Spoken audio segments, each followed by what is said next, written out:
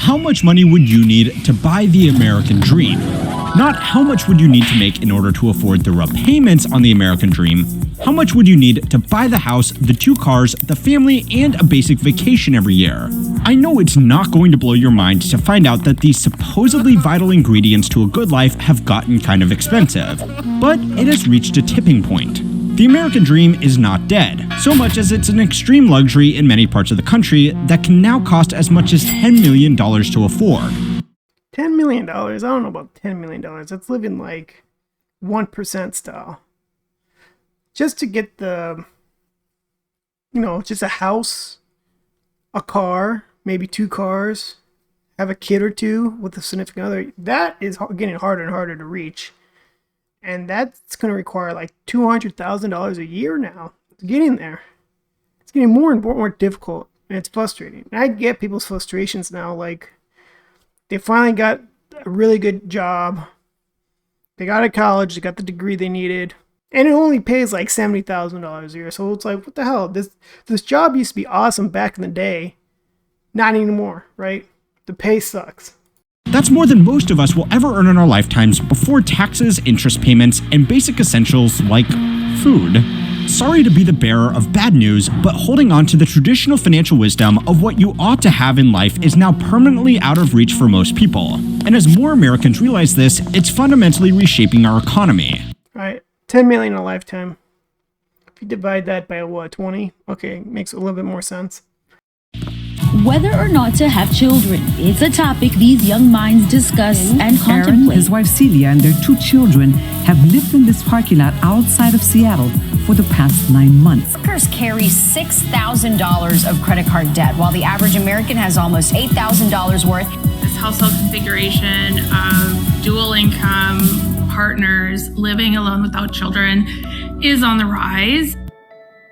So, there are 3 points to this video that are each obvious by themselves, but get really interesting or worrying when you think about them all together. The first point is that the typical American dream has gone from an affordable lifestyle that even someone with a basic job could afford to live to an extreme luxury that even professional dual-income households are struggling to keep up with. Don't be surprised if polygamy becomes more acceptable, where you need 3 people to afford the house, right? And if one of them wants to have kids, because it's so expensive. One income, for the most part, cannot afford it. You definitely need dual income, but that's even getting harder.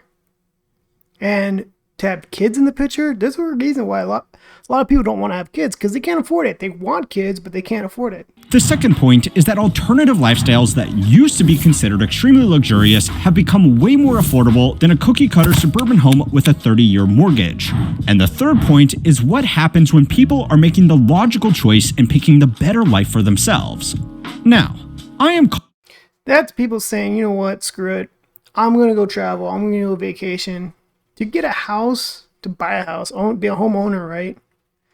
It's like so out of reach when I could just get a plane ticket, have a good time, sightsee, travel. But to get a house, I mean, it's getting harder and harder to reach. Calling it the American dream because it looks better in the title of a YouTube video.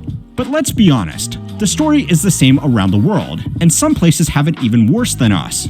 According to data from the US Fed and the US Census Bureau compiled in the Case-Shiller Index, the average cost of a home in the US is now more than 7.6 times median combined household incomes. That's now significantly higher than it was in the lead up to the global financial crisis, an economic meltdown enabled by housing speculation. If you think that's bad, spare a thought for the UK, which has lower wages but similarly priced homes, or Canadians, who, according to data compiled by Financial Samurai, have on average 10% less disposable income but live in houses 75% more expensive. I want to look at that graph again. So the gray is disposable income, money you have left after you paid your bills, you maybe put some money in your savings, and then house prices. I don't know about... Now, there's a lot of people who don't have disposable income, yet house prices are up. There's so many people who are house poor. They like just want to get in the house and they're risking everything, right? But over here in Canada, holy crap, if that's true, where home prices are way up like that versus disposable, how are you even affording the house then? Unless you got like roommates and stuff. income, but live in houses 75% more expensive. New mortgage rates are also at the highest point they have been since the year 2000, when home prices were only 4 times household income. The average person, even if they have a full... Hold on one second. This is something boomers love to argue. Is there anything before 2000, interest rates were higher? Yes. And boomers will say, when I got my first house, it was 18%, it was 15%. 7% is nothing. Yeah, but the price is different. The price of a house is so much more expensive than it was 30 years ago. And I hate hearing this argument. Yeah, interest rates were different back then, but so was the price. I could afford a house with a 15% interest rate if it was worth $150,000 that my parents got back in late 1980s. But that house right now is worth $500,000 and interest rates of 7%. I can't afford that. Year 2000, when home prices were only 4 times household income. The average person, even if they have a full-time working partner, cannot reasonably afford to purchase an average home at current prices with current interest rates without paying more than half of their before-tax income in interest. That's before principal repayments on the loan, and before income tax. In reality, the average bank... Well, keep in mind, interest on a mortgage is front-loaded.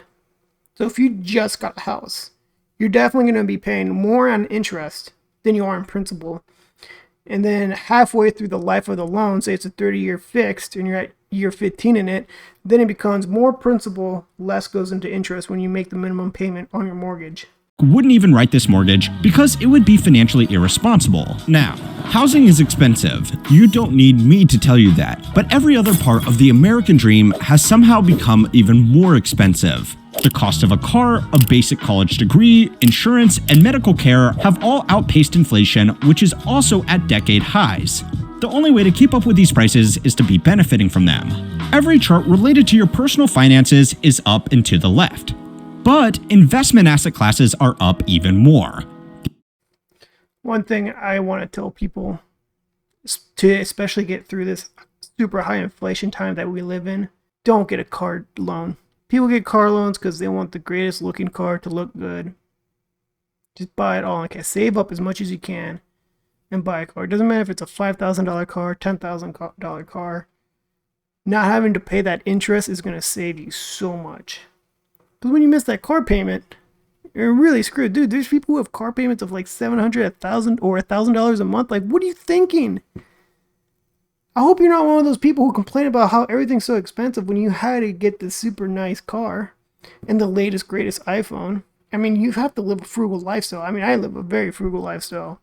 I'm not saying like I am rich, but I'm definitely far from poor. But I don't have the newest car. I don't have the newest phone or any of that. The average house is now earning more than the average American in capital gains that are taxed more favorably. And the stock market continues to break new records. Adjusted for inflation, household incomes have increased by 20% since 2005, but the NASDAQ is up by 340%. People who have had time to amass household incomes have increased by 20% since 2005, but the NASDAQ is up by 3%. I started investing in about 2019, like super serious. I've been investing for a while, but like dropping huge dumps of money into it around here. So yes, it does help accumulate wealth, and it has been like a crazy pace. But it also doesn't feel like it's totally worth that much when everything is so much more expensive. But life would be harder if I was not investing years ago. But who's to say that everything from the NASDAQ is not going to come crashing down, right? 140%. People who have had time to amass assets or children who are lucky enough to open an account with the First National Bank of Mommy and Daddy are the only people left who can afford the trappings of the middle class. But this isn't yet another video telling you how financially f***ed you are. I actually have good news, which is that more young Americans than ever are opting out of the American dream, as the price to buy a rundown family home can buy them a much better lifestyle by just rejecting traditions. Rundown family home. Have you guys seen those homes you could buy on Amazon? That's like worth $20,000. It's like a foldable house that you can unfold. Just wait until they get around to selling those homes, making it sound like it's the coolest thing ever. And then, you know, you only own the property but not the land. So they're going to lease you the land, and the price of that lease is going to continue to go up. It's going to happen. So it's time to learn how money works to find out why it might be time to let go of the American dream. This week's video was sponsored by our newsletter, Compounded. I'll skip this. There's one expense that has grown faster than all others, so much that it has become a status symbol even though it's technically free, and that's having children. According to data from the Bureau of Labor Statistics, the inflation-adjusted cost of raising a child has increased by more than 50% since 2000. Dude, having kids now is super expensive with everything from daycare, babysitter, clothing, food, you name it. And there's more and more people having kids late. Like, it was a norm for people to have kids 25, maybe a little bit younger, like my parents did, and all the baby boomers. But now millennials and Gen Z soon, they're waiting until their 30s where they could afford to have a kid. Because in your 20s, no, forget about it. It's not happening. Unless you're super freaking lucky. Unless you have a business you started that took off. If you're come for money or something. But it's so common that people in their 30s are having kids because they couldn't afford it then. They don't want to be like struggling all the time. So a lot of us grew up poor. We knew what that was like. We didn't want to raise kids seeing us struggle. So we want to be in a position where they can see us, what discipline really means. And this way you give them the best life that you never had. And some of the biggest expenses are now 250% of what they were 24 years ago. This data was collected for husband and wife families, so it averages out the cost of one partner needing to take time off work to look after children. The reason this is happening is because less people are having children. Young working professionals earn too much to be eligible for most child subsidies, but too little to really afford to raise children. The only people that can afford to have children are very wealthy people who don't care about spending thousands of dollars a year on the best preschools and paraphernalia for their child. This means that only expensive, high-end services catering to the children of affluent families can count on a reliable stream of business, so the expensive options are the only ones that last in the market. There is also a large group of people with lower incomes that still have a lot of children, but according to the US Census Bureau, that's partially why America has higher rates of child poverty than elder poverty. A study by the Tax Foundation found that Reason why, I'm going back to this graph. Why there is a higher rate of child poverty than it is senior poverty is because we have a Social Security. Social Security keeps old people out of poverty.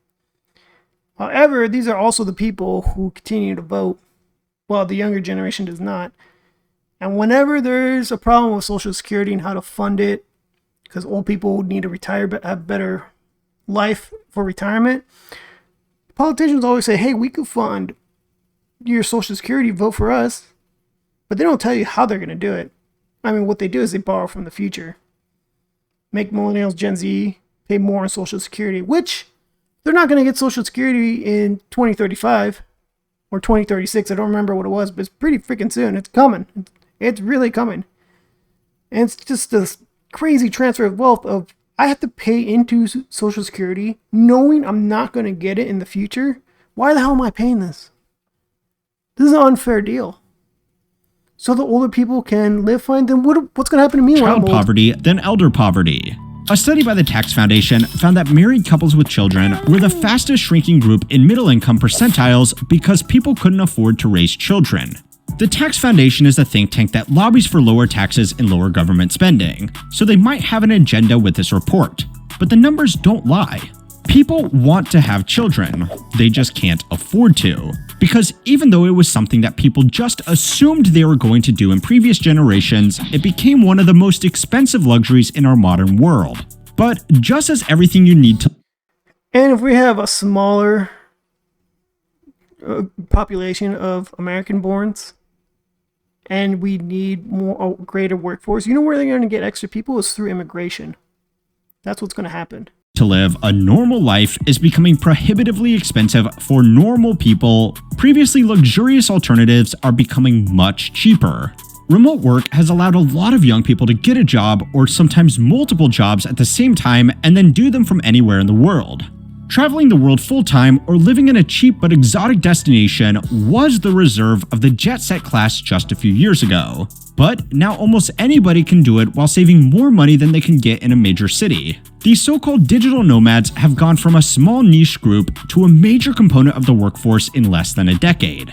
A survey conducted by the workforce intelligence firm MBO Partners and published by the Harvard Business Review found that 17.3 million American workers now describe themselves as digital nomads, representing a 150% increase since 2019 alone.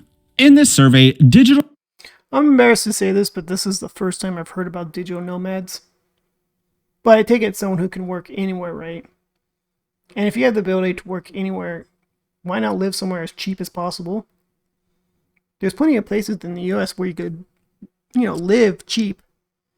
There's not a lot of jobs, not a lot of things to do, not a lot of big cities. But, if you live in Wyoming, you don't care. If you care about the nature and work from home, have basic needs met, like the grocery store, to get your food, get a car, have gas, drive wherever you want, save your money, that is ideal, right? Instead of living in like California where it's super expensive. Yeah, there's a beach there, but you might be better off living in Wyoming, save money, visit the beach, come back, not be struggling anymore. digital nomads could include anybody from the tech worker sailing around the world, submitting their code once a day via Starlink, to a traveling nurse living out of a van, to someone who simply moved to a more affordable city temporarily to work remotely. In their research, the team for HBR found that the number one reason that people were pursuing this unrooted lifestyle was because they couldn't afford a more typical way of life. And if they were going to be uncomfortable both physically and financially, they would rather be uncomfortable while seeing the world. The sacrifices that you need to make to hit the road are much smaller than they used to be too. Remote jobs are still hard to land, but they are not nearly as hard to find as they used to be.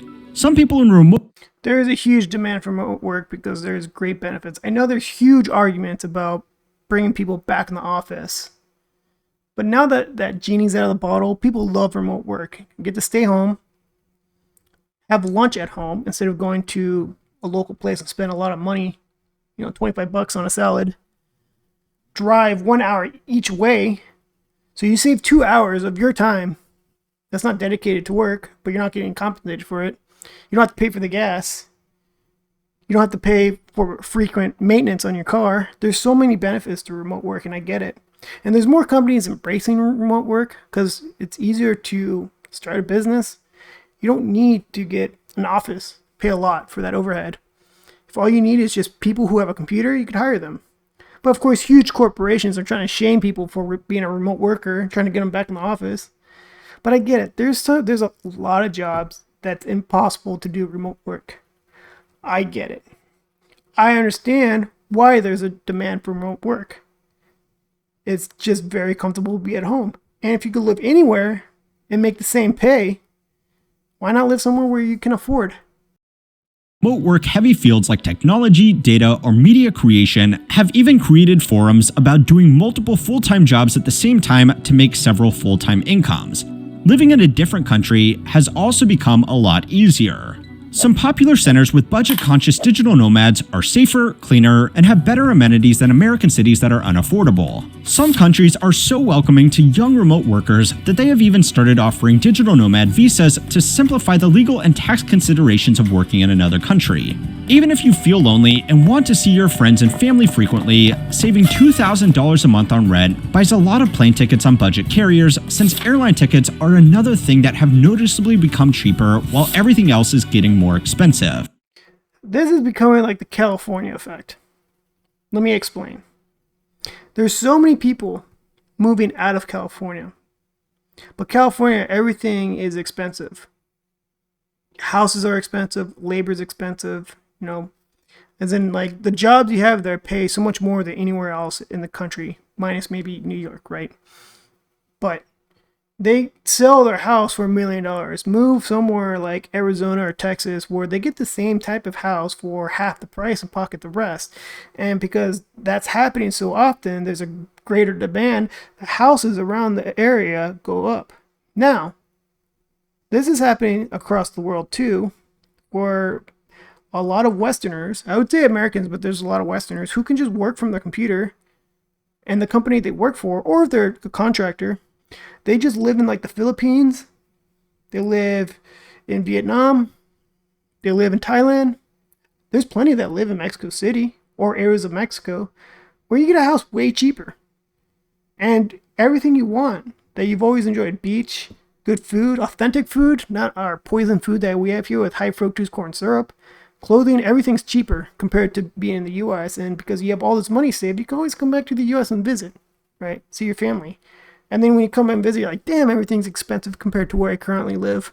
We all been there, right? I used to live in Hawaii. Everything's so expensive, but every time I had to come back to Arizona, I was like, wow, everything's much cheaper.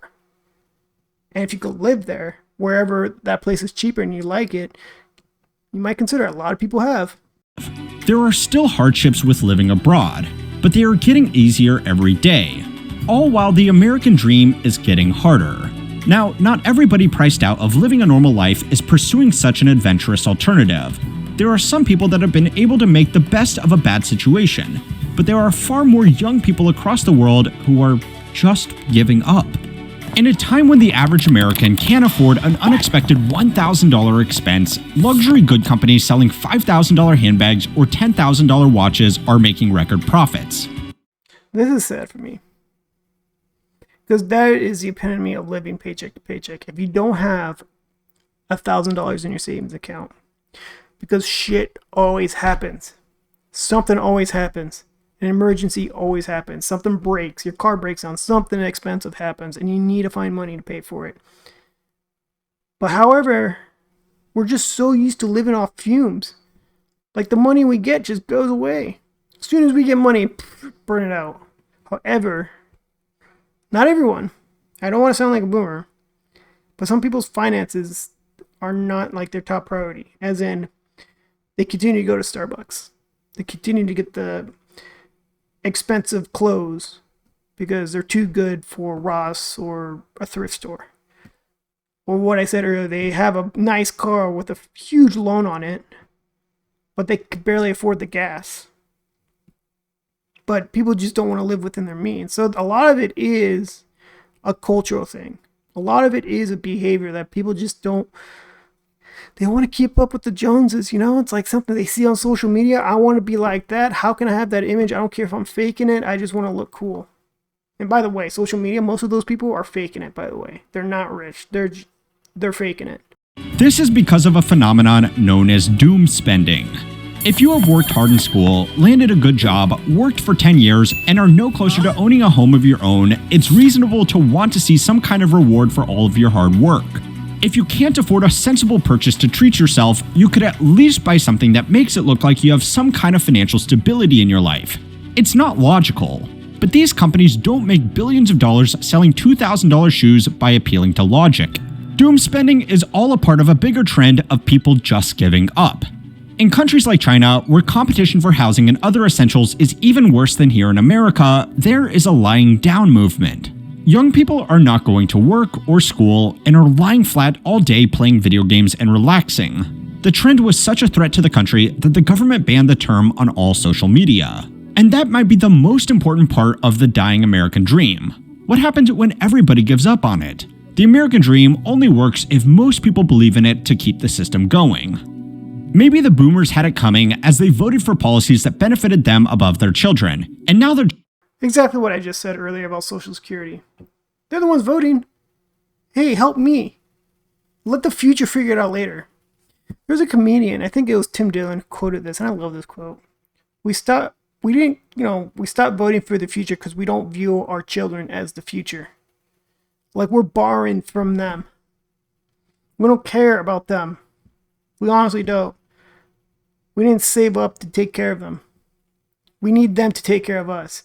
And many of us, including myself, and I'm sure plenty of you watching this, are in this sandwich generation where you're trying to figure out how to take care of your parents and how to take care of whatever kids you have. Maybe you have a dog. You know, it's expensive. children don't want to keep their system going. But I am sorry to tell you that most boomers are going to be dead before this really becomes a problem. It's hard for Americans to stop paying tax if they go and work in a different country, because we are one of the only countries in the world that still taxes its citizens even if they live abroad. But for other countries, losing workers who are moving elsewhere for a better life has already become a major drain on the systems that are funding their aging populations. Even if young Americans are trapped by Uncle Sam, they may not pay him as much. To be comfortable in a city like San Francisco, where the median house price is almost $1.3 million according to Zillow, experts estimate that you need an income of around $300,000 to live a comfortable middle-class lifestyle, if it could be called that, to sustainably fund. To be fair, that's San Francisco.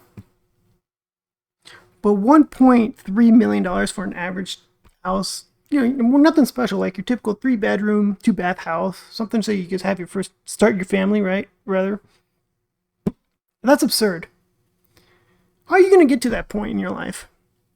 Especially as a W-2 employee. You can't do that as a W-2 employee. You have to have your own business and a very successful one, right?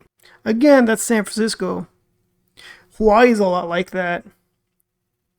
A lot of areas of New York is like that. I mean, not just San Francisco and California, but other places in California is like that too. However, there's still a lot of houses that's like 700,000, right? 600 or $500,000, right? To have that kind of income, you still need a 6-figure income. Not too many people can break the 6-figure mark right away, especially at a young age. That level of income in retirement, you would need invested assets of around $8 million outside your primary residence. The federal tax and FICA on that income for a single filer is $87,000 combined. But people live in San Francisco because they can earn that much in the area. But more people in these high-end jobs are willing to take a pay cut to work remotely in cheaper American cities, or a cheaper country. Google cut some of its workers' pay by 25%, and some of its workers were happy to accept it because they could work from somewhere that was 4 times cheaper. The federal tax and FICA on a salary of $200. That makes sense. Because if you're a Google employee, you live in San Francisco, and you don't make $300,000 a year. Maybe you say you make $200,000, maybe $150,000 a year, right? But they say, hey, well, if you're willing to let us pay you $120,000 a year, you can live anywhere in the U.S. So many of us would take that. I'm like, oh yeah, sure, I'll find a great place in Texas to have a actually decent house. $125,000 is only $59,000. Which means after state taxes, this remote worker would only be really taking home $35,000 less every year. But the tax system misses out on about the same amount. But when even these workers at the very top end of the labor market can't earn enough with their work to catch up to other people, you can't really blame them for giving up on the American dream. But all of this might just be part of a natural cycle that has been happening for hundreds of years. Go and watch my latest video on the depressing history of retirement to keep on learning how money works. All right, that's the video, but this is a good video by How Money Works. Subscribe to them if you get a chance.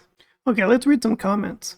First set says, when having a child is considered a luxury, you know you fucked up. Basically, I don't want to be in a situation where if you have kids, then people look at you as rich. Where you have to be wealthy to have kids. And if you don't have kids, then people can easily assume, well, you're just poor.